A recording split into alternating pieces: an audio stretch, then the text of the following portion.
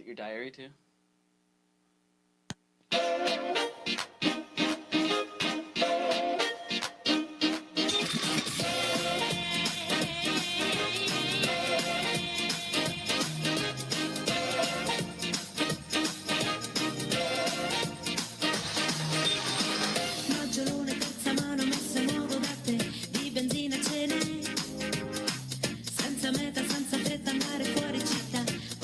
All right, let's do it. Yeah. That bell means it's time. It's time. It's noon on Tuesday. It is noon on Tuesday, which means we're drinking a beer. It's time for the show to start. My name is Rob Graff. I'm the professor of cheese, aka Eddie Munster, aka Mozzarella di Bufala Soldier. I've got a million names. Manchego Unchained. Manchego Unchained.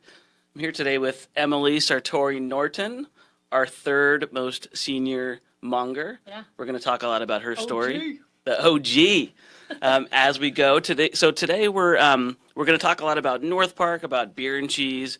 But before we get into that, we want to hear Emily's story a little bit. I don't have the exact date here, but I know October 2009 is a very important month. Yeah. So I was with a friend walking around downtown. We were walking to a coffee shop, and on the way there, we passed by a little shop, and I was like, "Hang on, I think that's a cheese shop. I gotta go in there." In downtown? Downtown, East Village. Okay. And I walked in, and it was our Benissimo Cheese location that used to be on G Street between 8th and 9th. Yep. And I walked in, I popped my head in the door, saw cases of cool-looking cheeses, and I was like, "Hey, are you guys hiring?" And whoever was working at the time was like, "Yeah, we're hiring up at our Del Mar location." So I was like, "All right." It wasn't me then. It wasn't you. Ah. Sorry. I didn't realize that you first came to the downtown East Village store. Yeah. Oh. Yeah. I thought you lived in No. North County, Del Mar. No. I just was looking for a job and they hired me. And I brought this book, Flashback, from 2009 when these like list books were really cool. Yeah. And one of the things is like list your ideal job or job that you would like to have. And I have be a voice actor for a cartoon. So maybe I'm getting one step closer just by being on this podcast. I don't know. Good practice. Uh-huh. And then beer taste tester was also on the list because who doesn't want to get paid to taste beer? That's awesome. And then at the bottom, cheese shop employee.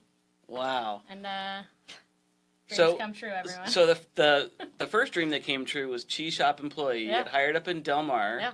And you worked up in Del Mar for what, a couple years? I want to say 2.5, 3 years. It was a good stretch. Up in the Del Mar shop in the Flower Hill Mall. Location, yeah. And then, East Village then moved to Seaport Village area in the headquarters. Yep. And so then you moved over, you moved down to East Village first. That's right. Yeah, we were in East Village and then the shop moved over. Okay. Yeah, which you and I would be there. That's Saturdays, right. East Village. Yep. And we had our regulars and... I remember we used to do... The bike tour would come through. Yeah, and we started the classes in East Village and you and I would do almost all the classes together. And absolutely. So then I would prepare everything and then you would walk in like 10 minutes before the start and take all the credit. Of course. That's what I do. Classic Robbie G. I still do that. Exactly. I'm going to do that today. I'm going to do that tonight. We have a class tonight in North Park. Starting at 6 p.m. We're going to do Beer and Cheese 101. So let's kind of get into that. If anyone wants to come, there's like about 4 spots open. So if you're watching right now and you want to come, sign up online or call the shop. We got room for you. So when we opened the North Park store, I think at the time it was the 4th shop. Mm-hmm. And because Emily is a beer lover and she's really good with pairing and she knows a ton about beer, we had Emily come in and start managing the North Park shop. And when did that open exactly? Do you remember? It was August of 2014. So we're coming up on our 3-year anniversary in North Park. Oh, wow. Yeah. Okay, so tell us all about North Park. Yeah, so if you guys haven't been, it is the coolest shop. I might have to agree with that. We are... Not just because I'm with Emily. Fortunate to be situated inside of Bottlecraft, which, if you don't know, is an excellent San Diego retailer, purveyor curators of delicious craft beer. Mm-hmm. Bottlecraft is pretty unique in their selection. I think they're very thoughtful in the beers that they're bringing in, and they've got a ton of San Diego favorites, because obviously the beer scene is huge here.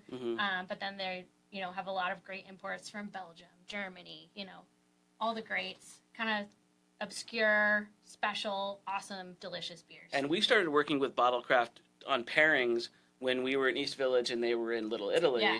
Mm-hmm. And then they expanded to North Park. They now have a North County location and Liberty Public Market locations, and soon probably more to come. Yeah. So we had a really good relationship with them already. Yeah. And when they opened in North Park, I think they had another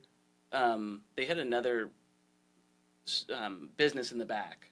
Correct. Right. And then we came in. Then there was a vacancy, and then we had this opportunity. And it was perfect. It was like a match made in heaven. Yeah. And so they have 700, 800 bottles, and we carry 100 plus cheeses. Yeah. And you can have anything. You can buy any bottle, have it opened. You can buy any cheese, and have it. It doesn't have to be the set flights that we have. Right. And so really the possibilities are just limitless there, and they're always changing. So it's really a cool concept, and probably a little bit ahead of its time, I think. So if you're, you just walk in, you can grab a bottle of anything, come up to the cheese counter, and you're saying, hey, this is what I'm drinking today. What's going to be a great cheese to pair with it? And we'll pick out 1, 2, 3, 4 different cheeses to pair with it.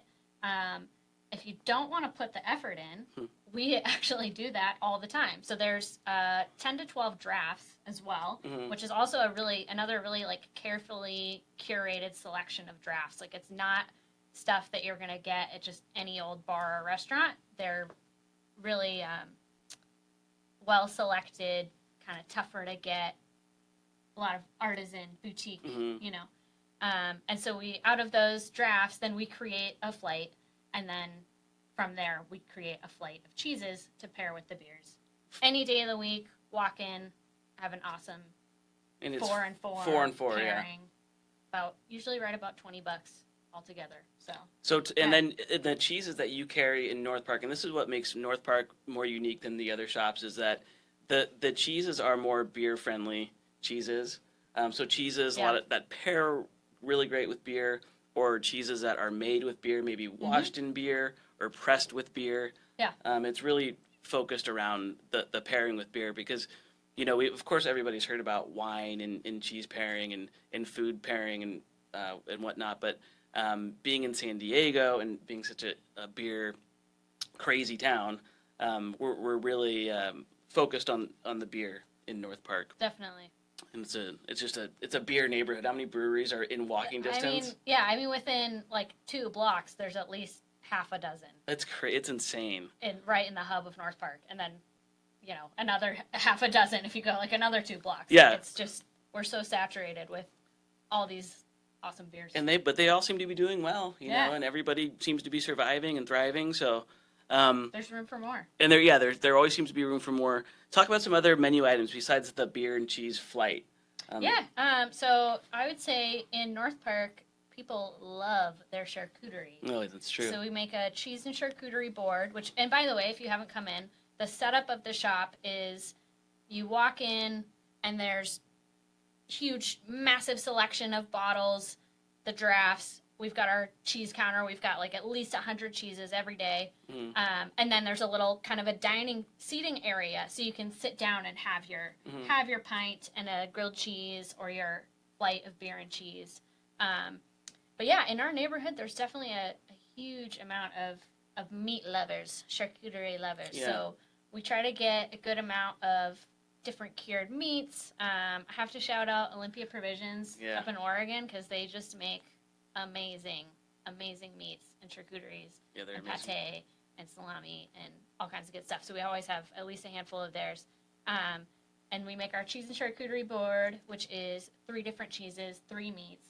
You can pick, if you're like, hey, I know what I like, I want to pick your own. Or if you're like, I trust you, we'll just make something up. It's going to be awesome. And then it comes with everything that you would want with it. Your baguette, your fruits, your nuts, your pickles, all the things. Yeah, it's a lot of food. Yeah. So I mean, that's a pretty fancy dinner for like $30. Yeah, The cheese and definitely. charcuterie board. Um, what I like a lot, and what people don't realize, because it's intimidating when you come into the cheese shop and there's so many choices, is that you can just get a few ounces, a quarter pound or something of just a couple different cheeses.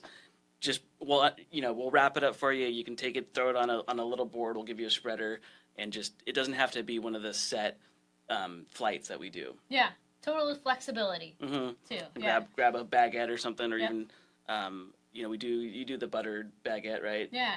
So there's a lot of cool choices there. So what would you say is your favorite part about mongering? Mongering in general, I feel like I consider myself to be like a Yoda or like a Gandalf, Yeah. and I'm like guiding people on their cheese journey. Mhm. Like, and as we have regulars and we're seeing people more often, these familiar faces, it's nice to kind of push the limits a little bit. People come in and have an idea of what they like or what they want to get. Yeah. And then as we, see them every week to kind of get them a little bit out of their comfort zone and say, oh, you really like this aged Gouda? Let me give you this aged Alpine cheese. It's a little bit of a different style, different flavor, but I think you're going to like it. And to just kind of grow their palate, grow their experience with different cheeses. Yeah, and one thing I always like to say is that there's no best. The best cheese is your favorite cheese. The best pairing is your favorite pairing. There's no right or wrong. It's all subjective. And so you come in, we'll guide you. And people, one of the most common questions I get, and I'm sure you too, is what's your favorite cheese? Right. That's like asking what your favorite kid is. Yeah, it's like, no, truly, they're my children. I love them all. Yeah, my favorite today. What I usually say is what I had for lunch today is camembert. This is what I had today, so this is my favorite. My favorite right an now. hour ago. Yeah. So it's always changing, and there's no right or wrong, and it's really all about experimenting. Now we touched on, or we talked about pairing a little bit. I want to delve deeper into that because truly, when it comes to pairing, there is no right or wrong. And when I get up in front of groups and we do the classes, one of the things I always say is that we have sort of guidelines. There's no such thing. There's no rules. There's no hard and fast. Exactly. It's because everybody's different, and so some of the guidelines that we have are complementary and contrasting. So complementary are flavors that are similar coming together. Contrasting are opposites coming together. We have textural pairings, which are really important for beer and cheese, and that's like a really effervescent, or something with carbonation washing down a really mouth-coating, creamy, salty cheese. Yeah. And then regional pairings, which would be, a beverage and a cheese that come from the same region. Right. And we're playing off of like the earth that it comes from. So talk a little bit about beer and cheese pairing, why it's different or why it's similar to wine pairing. And maybe talk about what you have today, what you brought. So I brought a couple. I'm sipping on this one right here, which is the Allagash Poppy Table Beer, Allagash out of Maine. And this is a great, just kind of like a daytime beer, summertime beer. It's noon on Tuesday. Pretty light, easy drinking, but has definitely a nice hoppy presence, which, and especially in San Diego, I think everyone is like crazed for hops. The more hops, the better. Right. So something like that, we always want to pair something that's got a little more acidity, a little more sharpness. Cheddar is always great with like IPA for sure, but something on the more hoppy side. Something with a little bit of tanginess to it. Goats play really well with hops as well. We've done some pairings, goats and hops. That's the theme. Yeah. And as a general guideline, just a tip for folks out there who want to do some of their own pairing. That's the key. I mean, so we're in San Diego. We're in a hoppy beer town. The two types of cheeses that go with hoppy beers, or at least our favorites, are tangy cheeses. And you have really a couple types of tang in cheese. You've got that sour, young, goaty tang. So think young goat cheese, crumbly goat cheese that a lot of people are, probably used to seeing in salads. Exactly. And then think of sharp cheddars. Yeah. So a sharp cheddar is a different type of tang, but what we describe as sharp is that acidic cheddar flavor, that acidic tang, that a sharp cheddar has. And then blue cheeses also Yeah. can be really fun. with Blue IPAs. cheeses are fun, but you can kind of screw up that pairing more too. So again, it really comes down to just taste, taste, taste. Yeah. Because you know those are the four types of things that we're thinking about when we're playing around or putting a pairing together. But sometimes there's the wild card, the one that we weren't expecting to be great, and we only discover it by tasting. Yeah, and that definitely happens at the shop. You know, we're going. The week progresses.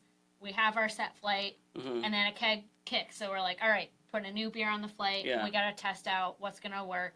We'll have, we'll pour a couple glasses, and then we'll just start grabbing different cheeses, and we'll grab kind of our maybe obvious go-tos, whatever the style is. There'll be a couple obvious contenders that are going to be good to pair with the beer, and then we'll grab some randoms too, and we're like, oh, maybe this, random Spanish sheep's milk will be good, Right. and then try them, and sometimes just brings out different nuances, different flavors, the way they play off each other. There's a lot of creativity involved in. Yeah, and I was gonna say too, like that's how we want to sort of set ourselves apart from just doing what a book tells you to do as far as a Right. pairing. Really, we can just we're here we're as the experts. We're trying the different combinations to come up with something new and different and sort of funky. So what else do you have here? So this next one actually is kind of cool because this is one of the first. This is AleSmith Nut Brown, and the first time I had this was at the Neighborhood in East Village, which is a restaurant right across from our old shop. Yep. And it was like probably my first craft beer. This was probably like 8 years ago, and I was like, whoa, this is a lot different. Yeah. Like I knew from the first sip, I was like, this is different than you just go to a bar and have a beer. This is something far more nuanced and delicious, and so much more thought and intention has gone into this. Exactly. So just really classic nut brown from AleSmith, which I know is kind of like, it's an old man style. This is like a dad's beer, but I think it's super delicious and pairs great with like Alpine cheeses, Goudas. Great beer for pairing. So it's obviously a nutty ale. Yeah, nice and malty. And one sweet kind of caramely notes. One thing about Alpine cheeses, and this is like your Gruyères, your Comte, your Swiss style cheeses. One of the sort of defining or dominant flavor characteristics is that they're nutty. They're really nutty, so that would be really complimentary to a beer like that. Absolutely. And then the maltiness sort of has that sweetness, that sort of inherent sweetness to it that helps it match up with some of the sweeter. And when we say sweetened cheese, we're not talking about really desserty sweet, right? But like subtle sweet. Yeah. So Goudas and some of the blues even have like a fruity sweetness. The Alpines even have a sweetness to them. They're very complex. So it's really fun for pairing. Curd brings out the sweetness. Like a kind of caramelized sweetness. And so that's what's when we say complex, you hear the word complex a lot when it comes to pairing. It means that you get a lot of different flavors, like something on the start, something throughout the middle, and then more on the finish. And when you pair it with a complex cheese or just anything else, food, any other kind of food, then you get all the flavors of the cheese, and then you get even more flavors when you add the two together. Yeah, they bring out different aspects of each other. So so when we do a pairing, we say we suggest, because really you can do whatever the heck you want. It's your pairing. You're the one eating it, but try the beverage first by itself, then try the cheese on its own, then have the two together to see how they play and what new flavors come out when you mesh the two. Yeah. All right. So do you want to? You brought another beer, but do you want to talk about it? Yeah. So I brought, and actually this is kind of segue into some of our upcoming events too. This is from Fall Brewing. Oh, this is a really nice Pilsner. Out of North Park. Straight in our neighborhood, North Park Brewery. Let's see if we can get this. Oh yeah, that sounded. I heard it. It sounded good. A little of that fizz. We have a really cool event coming up in May, May 16th. Sounds right. Tuesday at our shop. All Fall Brewing beers. and then all Cypress Grove cheeses. So that's an all. So that would be, those would be regional pairings. But I mean, that's a bit of a stretch, but they're all California. Yes, California, California love right there. That's right. So so that one is $30, and you'll get, I think, 5 and 5. Yeah. That day. But Cypress Grove is one of our favorite cheesemakers. Fall Brewery is one of our favorite brewers here locally. Tonight we'll go back to this beer and cheese pairing 101. Yeah. There's still a few spots left, and what we're going to do is talk about why beer and cheese geeks prefer beer and cheese over wine and cheese. Yeah. And some of the reasons that we feel that beer and cheese are a better match than wine and cheese. And the biggest one is that there's a couple of reasons that I'll talk about, and I'll let you throw in your 2 cents. But the one of the biggest ones is if somebody has a wine and they're looking for a cheese, the perfect cheese to match up with it, we'll have to almost block out a third of the case. Because you say that's just not going to work. Not going to work. You've got blues, you've got stinkies, you've got cheeses with tons of age on them. I mean, most of the stuff that we carry are not going to be your milder, more crowd-pleasing grocery store cheeses, and they're just too overwhelming. They're too powerful. They're too complex for a lot of wines out there, which are kind of nuanced and have a lot of subtlety and sort of lighter flavors. The other thing is the textural aspect. So of course most wine is still wine, and so you're not going to get the textural side of it that you would. That kind of like scrubbing bubbles of the effervescence. So think of the perfect pairing for a sparkling wine is a triple cream or a double cream, a brie type of cheese. Oh yeah. And imagine washing that down with a champagne or with a prosecco or something. Well, you always have that with beer. Some are more effervescent than others, but you have a textural advantage, and you have that powerful. The craft beers are so strong and so complex that you have. One of the general rules is mild with mild and bold with bold. Totally. Yeah. And so you have to have something that's going to sort of stand up to the cheese and vice versa. Any other advantages with beer over wine that you can think of? I mean, just in general, I feel like, and part of why it's just a beautiful, beautiful thing, and when they pair together is like, cheese they're all made from the same ingredients. Yeah. Beer is always made from the same ingredients. And it's up to the brewer or it's up to the cheesemaker, depending on the style, depending on the recipe, what you can make out of all these same super basic ingredients. And bringing out the subtleties in the milk or in the hops and in that land. Yeah, it's craftsmanship. It is, yeah. Yeah. It's fun, and part of the enjoyment, part of the fun is sitting around and talking about it and learning about it and telling stories. Nerding out. Nerding out. You take a bite of cheese and you're like, oh, I get real grassy notes. Or, oh, this has got like almost like an asparagus flavor. Yeah. And that's why why you're drinking a beer and you're like, ooh, this kind of tastes like it's got that like cereal kind of bready. Yeah, it's about. And you could be sitting next to each other and trying the same thing and pick up totally different characteristics and have a different experience. Yeah. And I think